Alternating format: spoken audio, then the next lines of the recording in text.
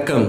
திருநெல்வேலி மாவட்ட காவல்துறையின் மக்களை தேடி மாவட்ட காவல் திட்டத்தின் முதல் மக்கள் குறைதீர் முகாம் இன்று 12/3/2026 அன்று மேலத்தாழையூத்து பகுதியில் நடைபெற்றது. மாவட்ட காவல் கண்காணிப்பாளர் டாக்டர் வி பிரசன்னகுமார் IPS அவர்கள் பொதுமக்களிடம் நேரடியாக குறைகளை கேட்டறிந்து மனுக்களை பெற்றுக் கொண்டார். மேலும் கிராமத்து காவல் திட்டம் தொடங்கப்பட்டதாகவும் 3 மாதங்களில் திருநெல்வேலி மாவட்டம் முழுவதும் 100% CCTV கேமராக்கள் அமைக்கும் இலக்கு நிர்ணயிக்கப்பட்டுள்ளதாகவும் தெரிவித்தார். பொதுமக்கள் SP அவர்களை நேரடியாக தொடர்பு கொள்ள உங்களுடன் உங்கள் SP என்ற பெயரில் 9498101740 என்ற கைபேசி எண்ணும் அறிவிக்கப்பட்டது.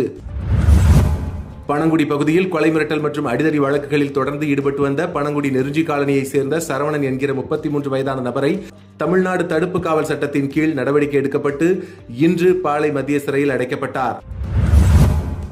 தமிழக சட்டமன்ற தேர்தலை முன்னிட்டு திருநெல்வேலி மாவட்டம் நாங்குநேரி சட்டமன்ற தொகுதிக்குட்பட்ட விஜயநாராயணம் பகுதியில் திருநெல்வேலி மாவட்ட காவல்துறையினர் மற்றும் மத்திய எல்லை பாதுகாப்பு படை வீரர்கள் இணைந்து காரியாண்டி பஜாரிலிருந்து வடக்கு விஜயநாராயணம் வரை இன்று கொடி அணிவகுப்பு ஊர்வலத்தை நடத்தினர்.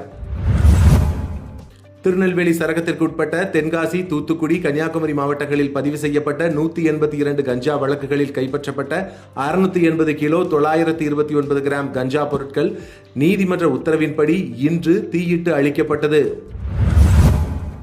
நாடு முழுவதும் எரிபொருள், கேஸ் உள்ளிட்டவை தட்டுப்பாடு ஏற்படலாம் என்ற அச்சத்தில் பொதுமக்கள் பல இடங்களில் கூடி அதிக அளவில் அவற்றை சேகரித்து வருகின்றனர். நகர்ப்புறங்களில் 25 நாட்களுக்கு முன்பு கேஸ் புக் செய்ய முடியாது என்ற ஒரு அறிவிப்பு வெளியானதை தொடர்ந்து தற்பொழுது கிராமப்புறங்களில் 45 நாட்களுக்கு குறையாமல் இன்னொரு கேஸ் சிலிண்டர் புக் செய்ய முடியாது என்ற அறிவிப்பையும் வெளியிட்டுள்ளனர்.